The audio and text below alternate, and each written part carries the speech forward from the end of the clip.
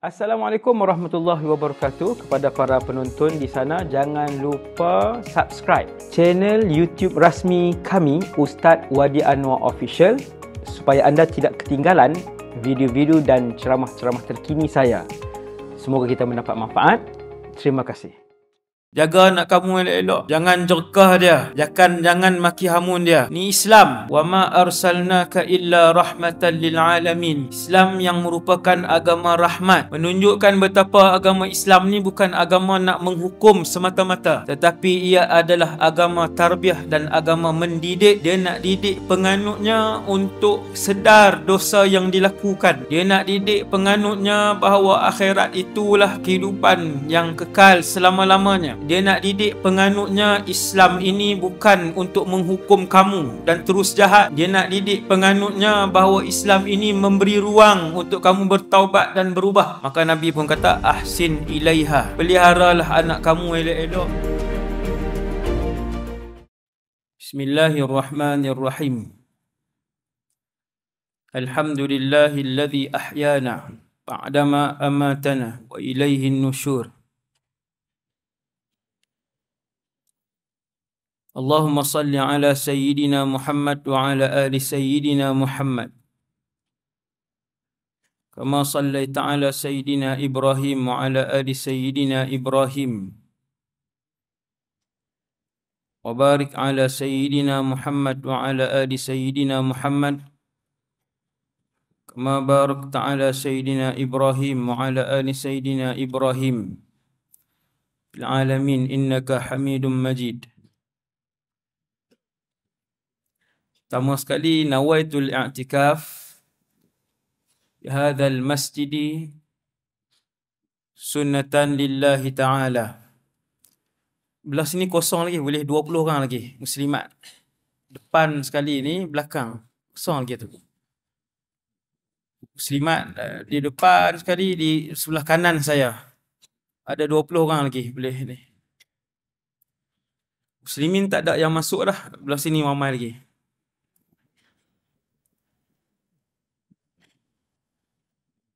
Yang keduanya, radina billahi rabba, kami semua redha Allah Tuhan kami. Wa bil islami dina, kami semua redha Islam cara hidup kami. Wa bi Muhammadin rasulah, dan kami semua redha bahawa Muhammad sallallahu alaihi wasallam seorang rasul. Yang ketiga, zikir yang Nabi ajar 30 saat yang Nabi sebut lebih banyak pahalanya daripada 2 jam ibadat yang dilakukan oleh salah seorang isteri Rasulullah. Zikir itu ialah subhanallahi wa bihamdihi adada khalqihi wa ridha nafsihi wa zinata arsyihi wa midada kalimatih. Maksud dia, segala puji bagi Allah, Maha suci Allah, dan segala puji bagi Allah sebanyak ciptaan Allah, sebanyak ciptaan di kalangan makhluk. Wa ridha nafsihi, dan sebanyak redha Allah. Wa zinata arsyihi, dan seberat timbangan arasnya. Wa midada kalimatih, dan sebanyak dakwat yang menulis kalimahnya. Sekali lagi, subhanallah wa bihamdihi adada khalqihi wa ridha nafsihi wa zinata arsyihi wa midada kalimatih. Yang terakhir, subhanallah wa bihamdihi adada khalqihi wa ridha nafsihi wa zinata arsyihi wa midada kalimatih. Itu satu daripada ratusan zikir yang Nabi baca pada waktu pagi dan pada waktu petang. Dalam YouTube ada himpunan zikir tu, tuan-tuan boleh buka apapun pekerjaan kita, goreng ke, bersawah ke, di pejabat ke, dalam perjalanan balik, suri rumah, pasang zikir tu sambil-sambil sebut. Kerana ia adalah ungkapan-ungkapan yang diajarkan oleh Allah Subhanahu wa taala kepada Rasulullah sallallahu alaihi wasallam untuk saya dan kita semua amalkan supaya Allah sayang kita seperti mana Allah menyayangi Rasulullah sallallahu alaihi wasallam. Allah redha kita seperti mana Allah meredai Nabi Muhammad sallallahu alaihi wasallam. Pagi lebih kurang setengah jam, petang setengah jam. Tu yang ringkas punya lah, yang ringkas. Terima kasih pengurusi Ustaz Din, Imam Masjid, para pegawai, jawatan kuasa, seterusnya muslimin dan muslimat yang dirahmati Allah Subhanahu wa taala sekalian. Saya cadang pagi ni setengah jam je, sambil-sambil lalu. Ada program lain pula. Ingatkan 100 orang je. Ni ribu-ribu juga ni. Bukan nak cakap lama pun, sekejap je tuan. Sebab malam ni pun ada lagi. Malam ni ada lagi. Rasa macam 4 kali ceramah ni cukup untuk kuota 3 tahun kot. Kan? Banyak ni. Ni pagi ni, malam ni pun dah di Kuala Terengganu juga, di Drawbridge. Okay. Tuan-tuan yang dirahmati Allah sekalian, seorang sahabat pada zaman Rasulullah Muslimah, dia dah berkahwin, kemudian dia berzina, radhiyallahu anha.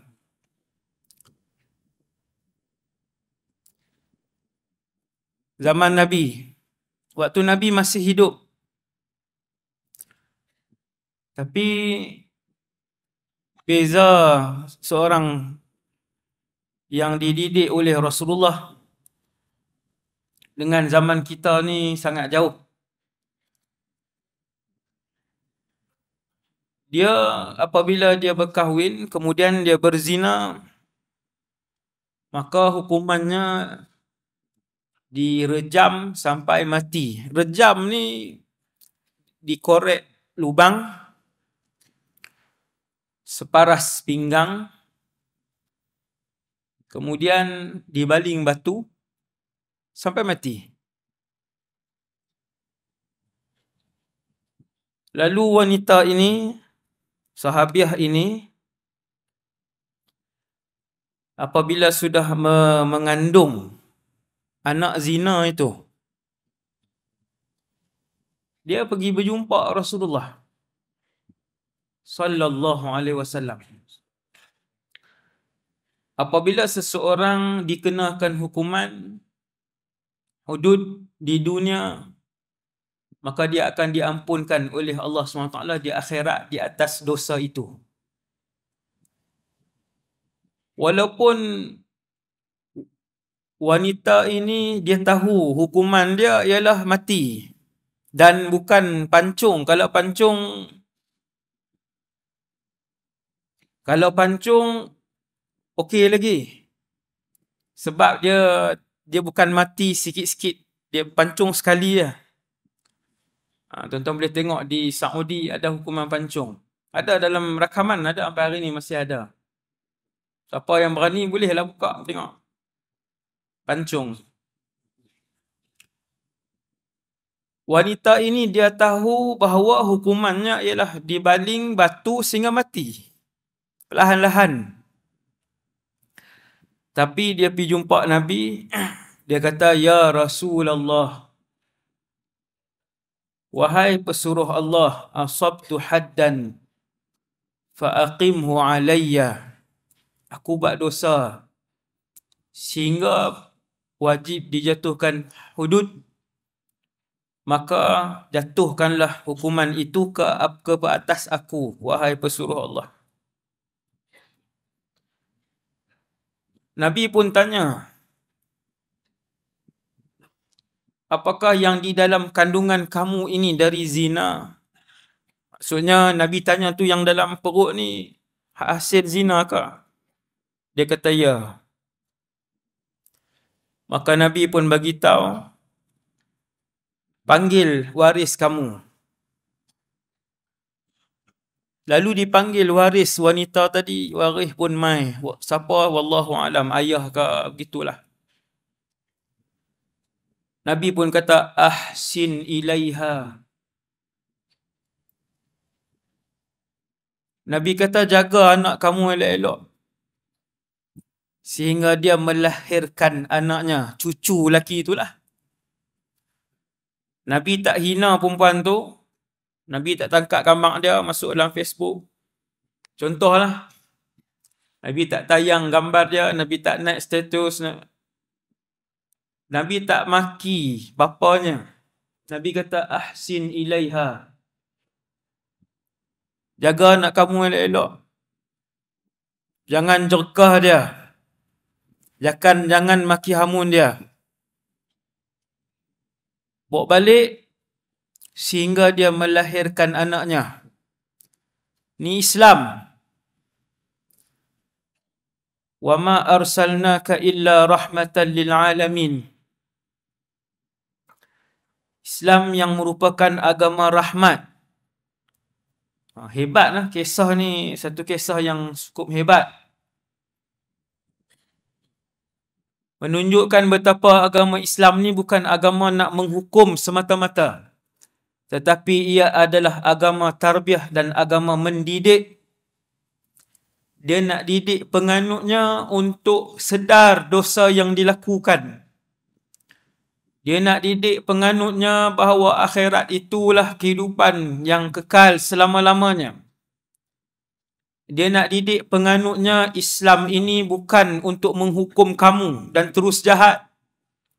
Dia nak didik penganutnya bahawa Islam ini memberi ruang untuk kamu bertaubat dan berubah. Maka Nabi pun kata, ahsin ilaiha. Peliharalah anak kamu elok-elok. Buat dosa ni, dah buat dosa besar. Sepatutnya ayah kalau macam tu, dia dah pijak dah anak dah. Marah. Mudah berkahwin, kamu berzina lagi. Tapi si ayah pun seorang yang baik, ikut sunnah Rasulullah. Ayah ni pun bawa balik. Selepas beberapa bulan, sepatutnya wanita ni lari. Sebab hukuman yang menunggu dia adalah hukuman mati. Hukuman mati. Kita dalam masjid ni, tuan, hukuman mati kalau orang bagi keluar penjara, hilang. Takkan nak patah balik untuk sambung hukuman mati tu. Setelah beberapa bulan selepas melahirkan anak, wanita itu dia minta ayahnya bawa dia pergi ke Rasulullah sallallahu alaihi wasallam. Ini yang pelik. Yang ni namanya iman sahabat, yang tak ada satu pun dalam masjid ni termasuk saya yang bercakap. Iman seorang sahabat walaupun ketika setelah melakukan kesalahan kepada Allah Subhanahu wa taala. Sepatutnya taubat yang sahabat tu buat sudah menyukupkan untuk dosanya dihapuskan oleh Allah. Allah dah ampun dah dosa dia. Tapi dia tetap nak kepada kedudukan yang paling tinggi di sisi Allah. Bersih di dunia dan mulia di akhirat. Setelah melahirkan anak, dia minta dengan ayahnya untuk dibawa kepada Rasulullah dan dijatuhkan hukuman mati. Bila bawa ke Nabi, Nabi pun kata, susukan anak itu sehingga anak dan bayi itu bercerai susu. Berapa tahun orang perempuan? 2. Saya pernah tanya orang lelaki, semua tak dia jawab. Memanglah tak menyusu. Tapi Tak pernah ambil tahu lah. Semalam main tahnik ramai kat saya. Hak seorang tu saya tanya nama apa anak. Dia berpeluh-peluh, dia kata tak ingat. Ayah. Ayah tu. Saya kata ayah biasalah. Biasalah Ustaz. Dia pun tak ingat nama anak dia. Dia duduk peluh-peluh. Saya kata ni anak ke anak siapa ni? Anak saya. Orang lelaki. Sebab tu orang lelaki lupa beras, lupa bawang tu. Maaf lah. Nama anak pun dia lupa. Lupa rumah tu gatal lah. Jadi wanita ini bila pergi jumpa dengan Nabi kali yang kedua, Nabi kata balik susukan bayi ni sampai bercerai susu. 2 tahun pula lagi. 2 tahun wanita tu sekali tu je melakukan dosa. Sekali tu saja. Dah balik dah 4-5 bulan. Wallahu'alam berapa tempoh. Sebab dia dah mengandung dah waktu tu. Kemudian dah lahir. Datang pula lepas berapa bulan. Nabi suruh balik pula menyusu sampai bercerai susu. 2 tahun. Setelah 2 tahun, anak dah besar. Tuan-tuan tengok muka anak macam mana 2 tahun. Yang ada anak semua faham.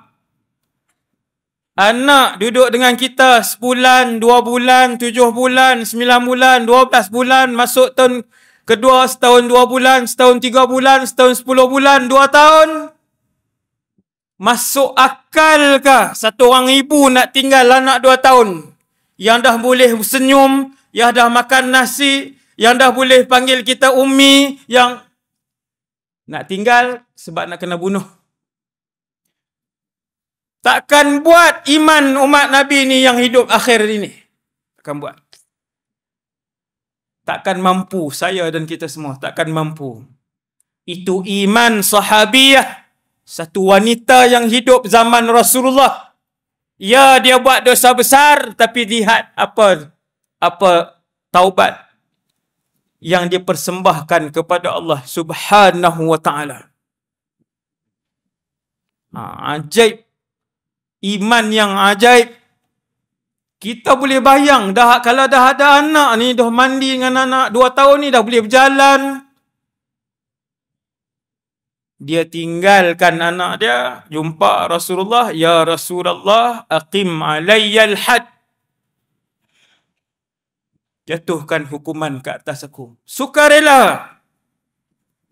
Sebab dia nak bersih di sisi Allah. Sebab wanita ini tahu kalau dia selamat di dunia pun dia tak selamat di akhirat. Maka dia nak supaya Nabi jatuhkan hukuman had ke atasnya. Lalu dijatuhkan hukuman had ke atas wanita itu. Sehinggalah wanita itu bertemu dengan kekasihnya Allah Jalla Jalaluh. Yang tu kekasih sebenar kita.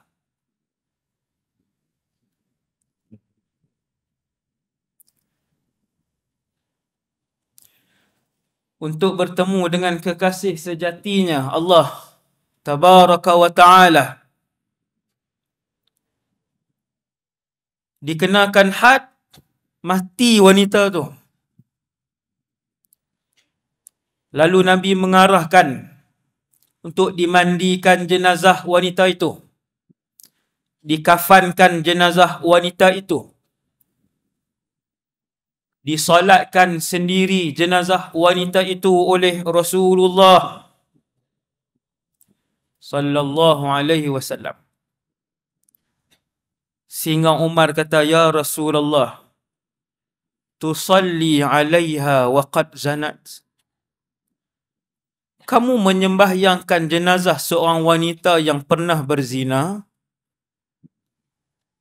Maka Nabi pun jawab, ya Umar, wahai Umar, wanita ini telah bertaubat dengan satu taubat nasuha yang seandainya taubat itu dibahagikan kepada 70 pelaku dosa, maka Allah mengampunkan kesemua 70 orang itu.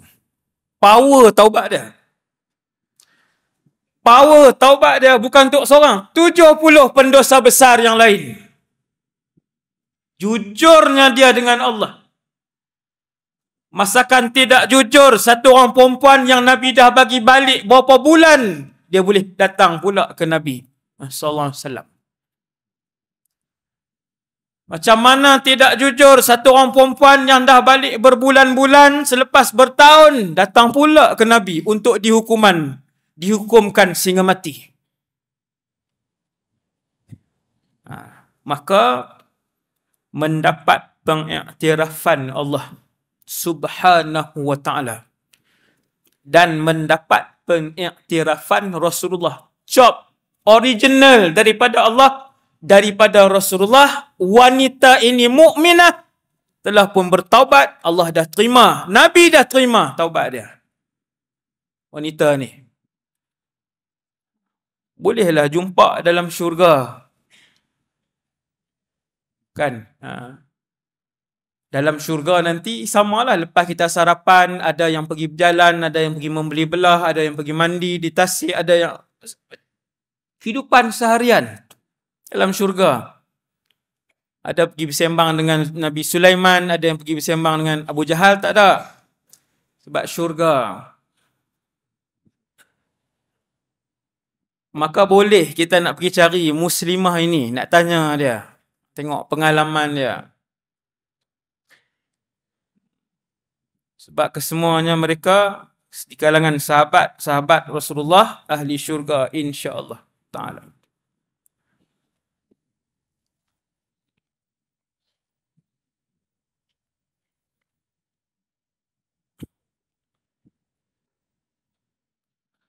Kesan maksiat dalam kehidupan dan juga kesan kebaikan ataupun amal ibadat dalam kehidupan seseorang.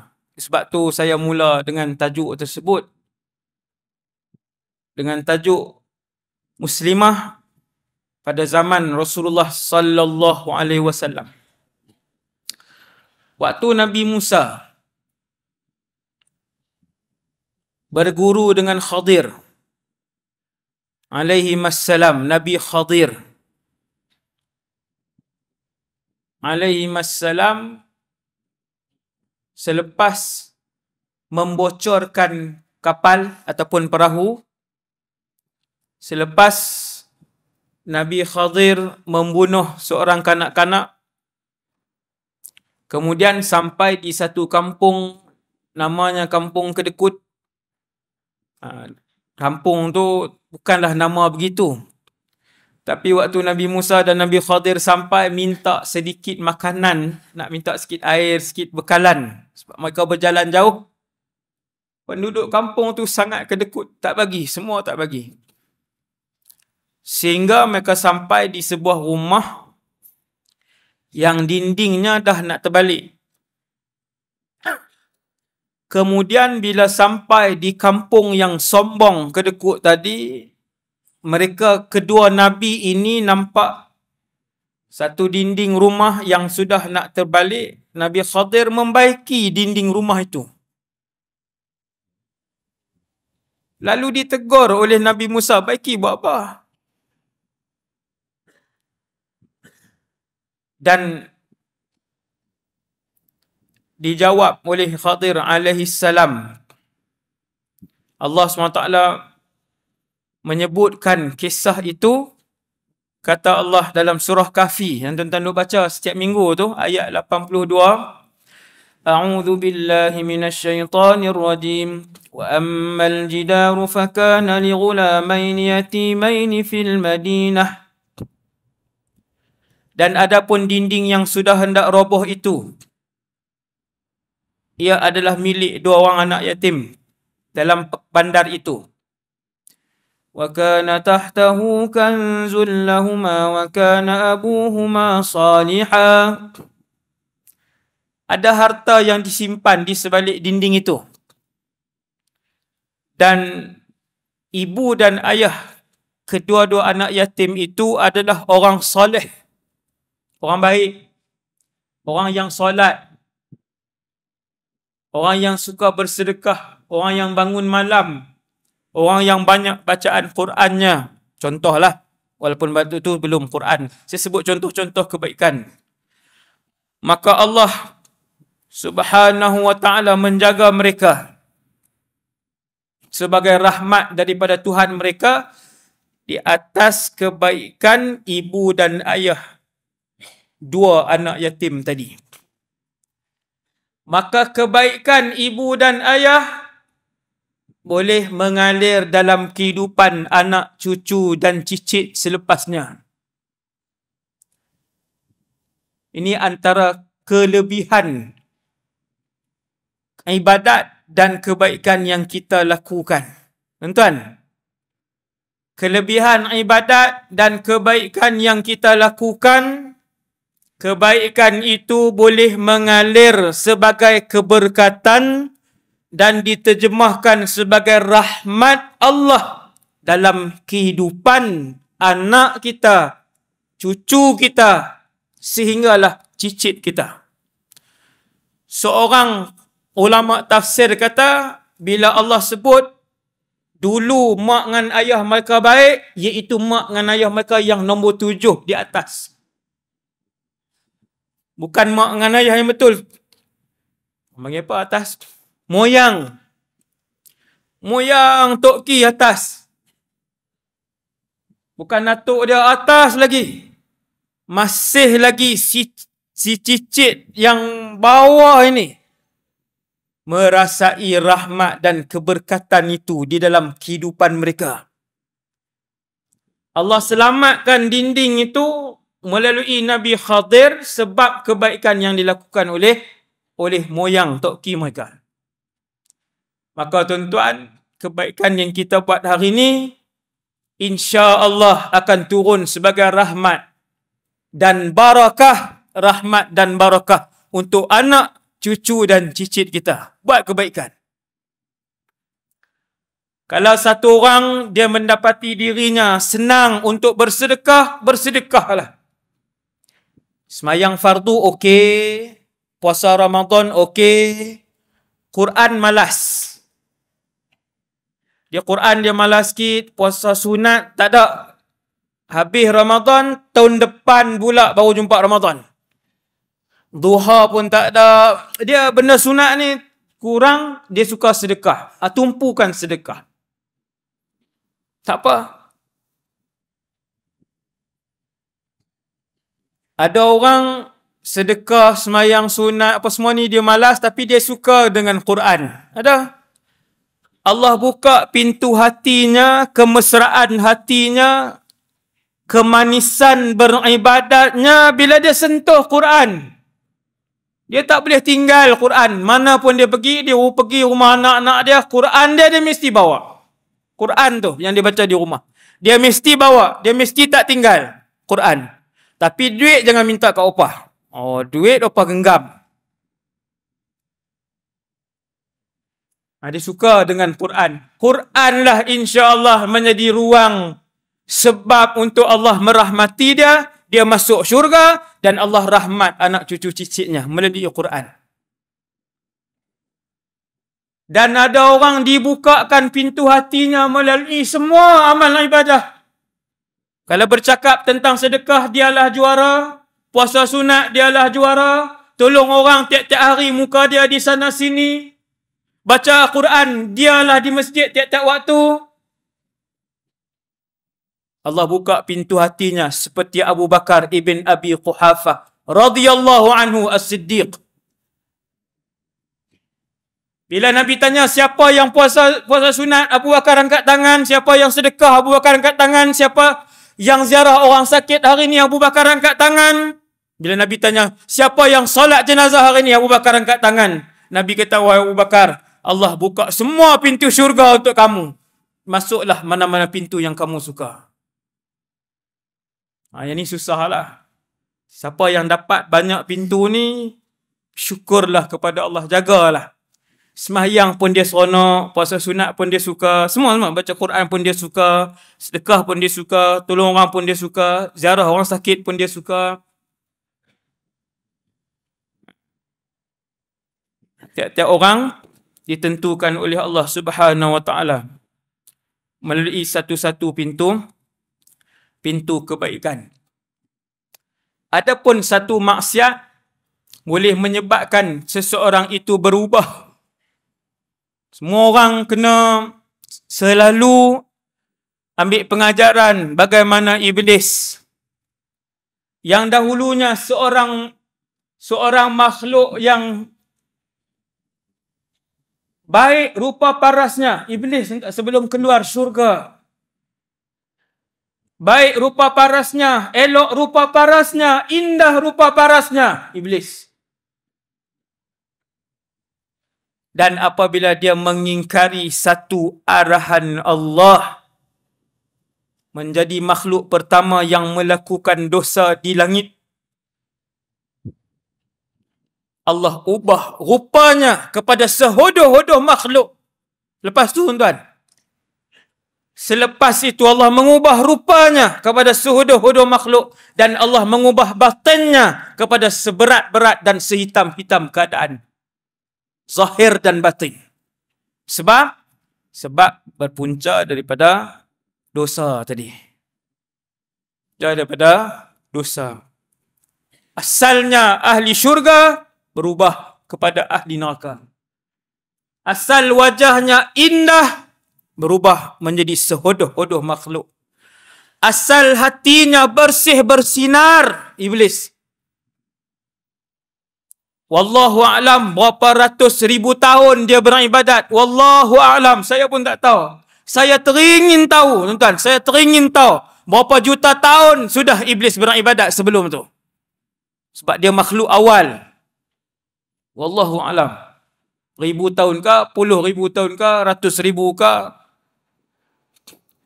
Sehingga melonjakkan dia ketika itu sebaris dengan malaikat-malaikat besar. Satu baris. Wallahu a'lam. Maka dosa dan maksiat mengubah orang itu. Bukan ubah-ubah yang biasa, tuan-tuan. Ubah yang begitu jauh dari satu kedudukan, kepada satu kedudukan, daripada setinggi-tinggi makhluk kedudukan di sisi Allah.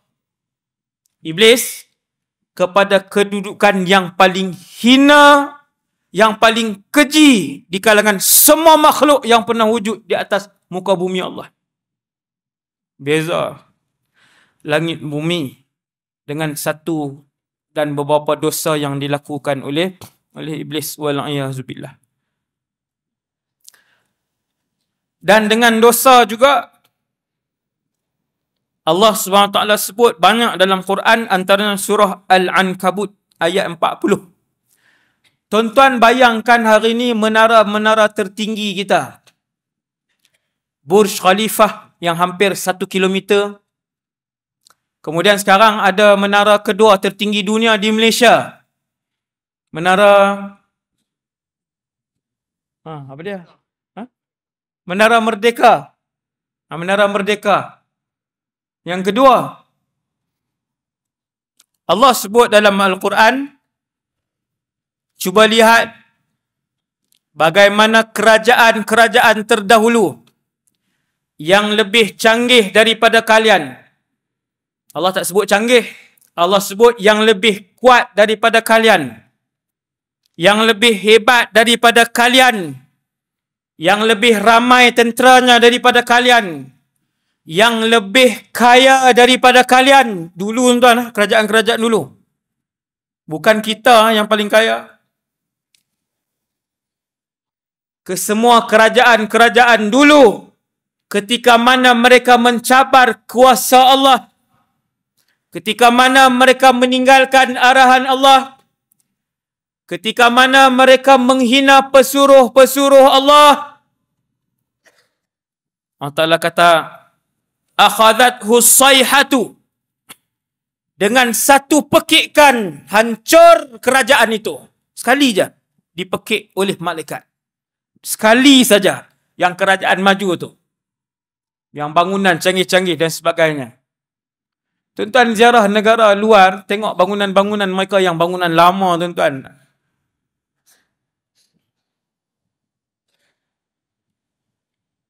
Pelik dia punya kecanggihan. Tamadun itu yang ribuan tahun yang dulu. Ribuan tahun yang lalu. Ada bandar, keseluruhan bandar itu dibina dalam gunung ganang. Tuan-tuan bayangkan paip air, kedai makan, kedai vape pula.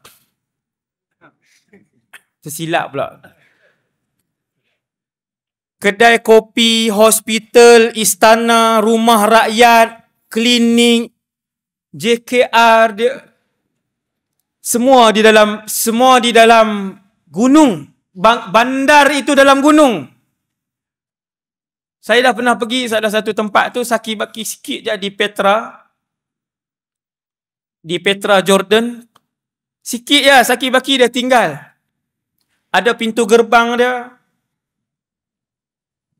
Pintu gerbang itu masih lagi di dinding gunung yang tinggi. Pintu gerbang tu.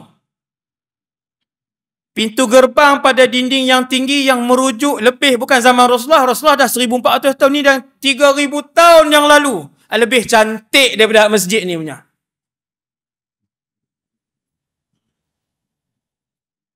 Ni kita yang ni kan. Dia ukir pada batu. Dan arkitek moden hari ni tiru bentuk tu. Banyak di bangunan hari ni. Tiru semua.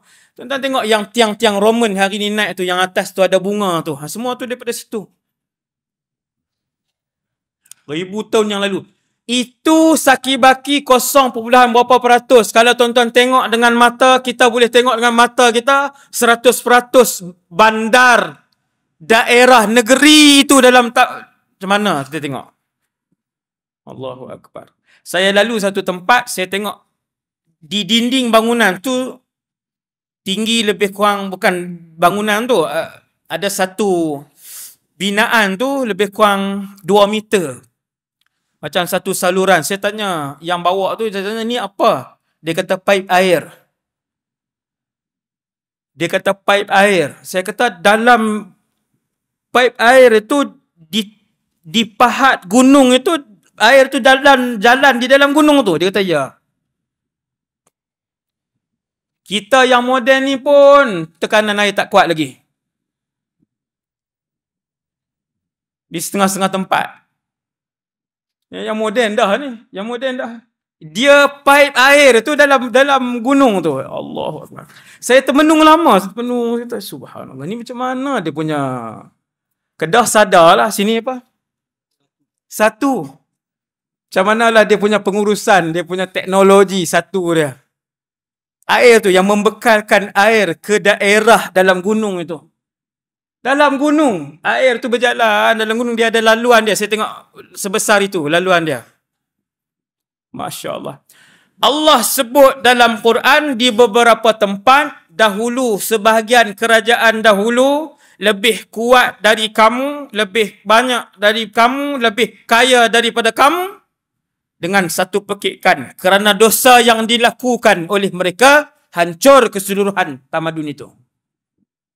Tak nampak apa. Hancur. Ini kesan dosa, tuan-tuan. Kesan dosa. Awalam yasiru fil ardi fayanzuru kaifa kana aqibatul ladzina kanu min qablihim kanu hum ashadda minhum quwwatan wa atharan. Ini yang Allah sebut. Ini dalam surah Ghafir pula, ayat 21. Tidakkah kalian berjalan dan melihat di atas muka bumi Allah, ambil pengajaran, pergi tengok bangunan lama, tamadun lama yang telah pun runtuh. Dulu mereka lebih kuat daripada kalian, lebih maju daripada kalian. Fa'akhadhahumullahu bidhunubihim. Allah hancurkan kerajaan dan tamadun mereka sekali je.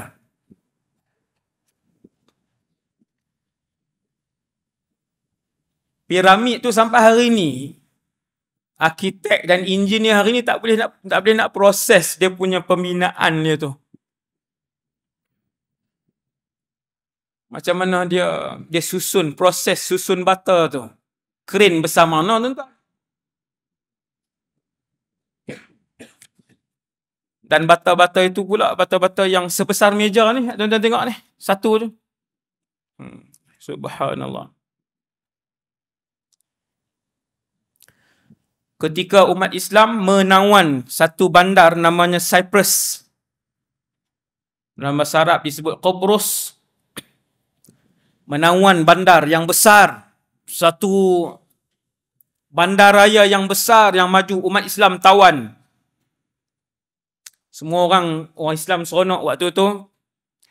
Ada seorang sahabat ketika itu, waktu ni Nabi dah wafat. Ada satu orang sahabat namanya Abu Darda. Semua orang kenal nama beliau, Abu Darda. Abu Darda. Saya tak pernah dengar nama Abu Darda. Kalau ada seorang main tahnik nama apa ni? Abu Darda. Allahu Akbar. Hebatlah sahabat ni. Sahabat yang hebat. Tapi orang kita dia nak tak nama Breeze. Tu banyaklah nama Sengkolian apa. Sengkolian Petra. Trisha. Pelik saya duduk dengar kan. Nama apa saya tanya anak ni. Belum pernah saya mendengar Abu Darda. Sahabat yang Nabi sendiri tarbiyah beliau. Ketika umat Islam tawan bandaraya agung itu, semua sibuklah tawan bandaraya. Abu Darda menangis di satu tempat, teresak-esak. Duk teriak dia. Subhanallah. Orang pun datang kat dia.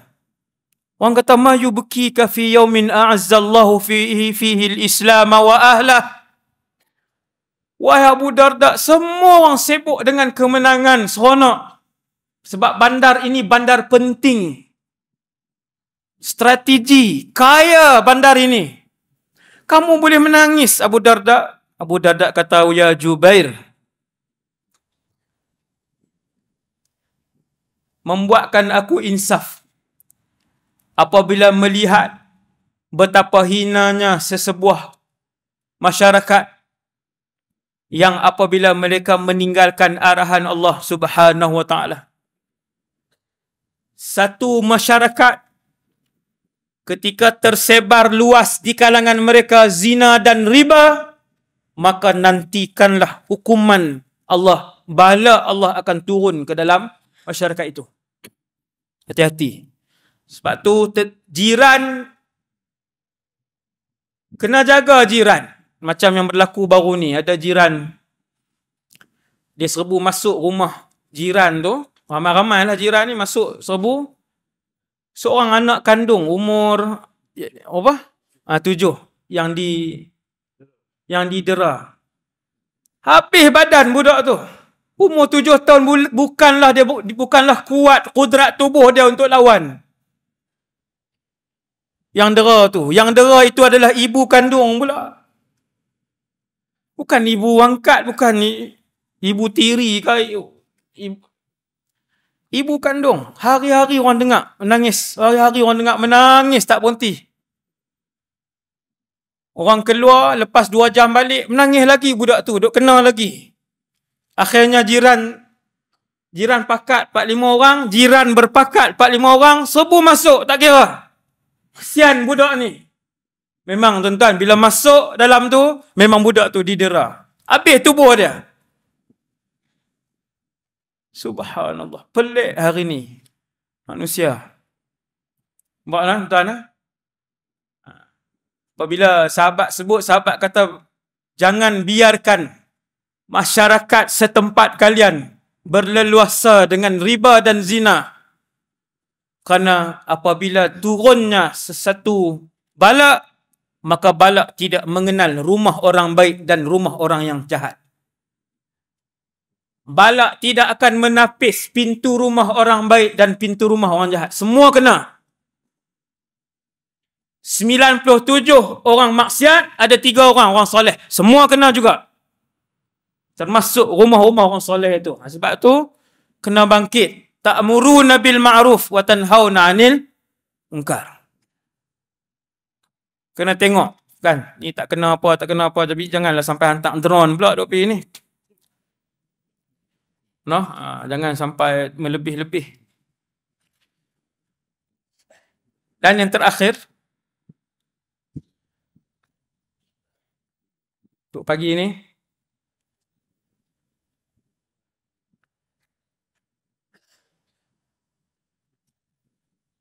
Ni.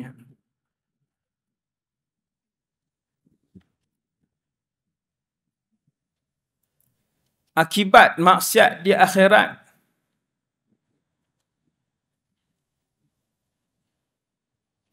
Yang disediakan oleh Allah Subhanahu wa taala.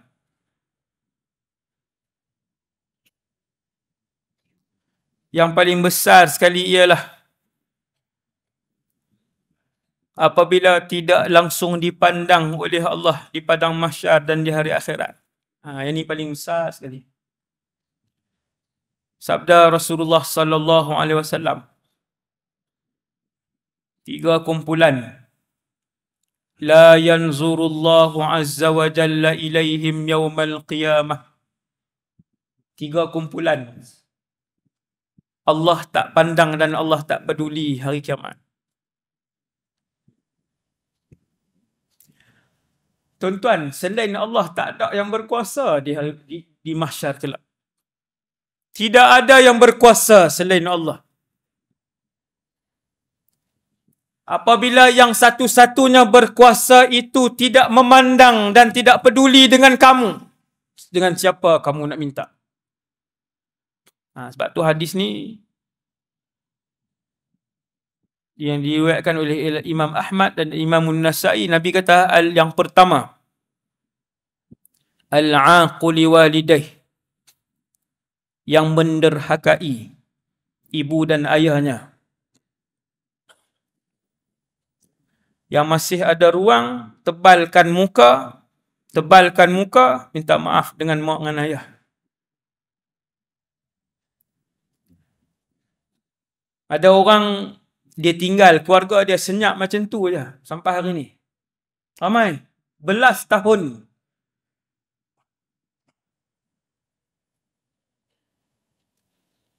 Ada masih hidup, ada di Malaysia. Apa yang dia fikir tak tahu. Tinggalkan ayah, tinggalkan mak, tinggalkan adik-beradik, tinggalkan saudara mara. Meninggal seorang-seorang. Mak saudara dah meninggal seorang demi seorang. Mak saudara dah meninggal. Ayah pun dah meninggal.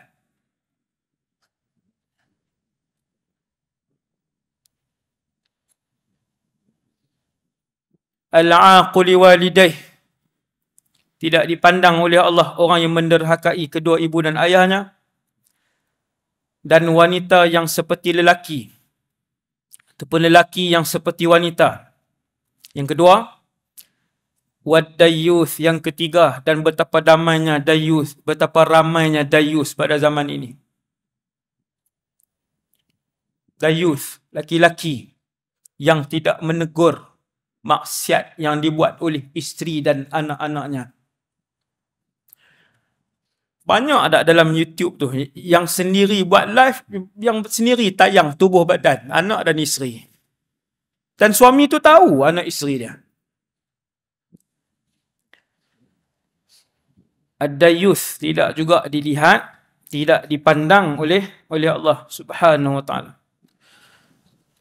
Saya rasa sekadar tu dulu insya-Allah untuk ceramah pada pagi ini. Semoga kita mendapat iktibar dari apa yang saya sampaikan. Sebelum tu pihak masjid minta untuk buat pengumuman kutipan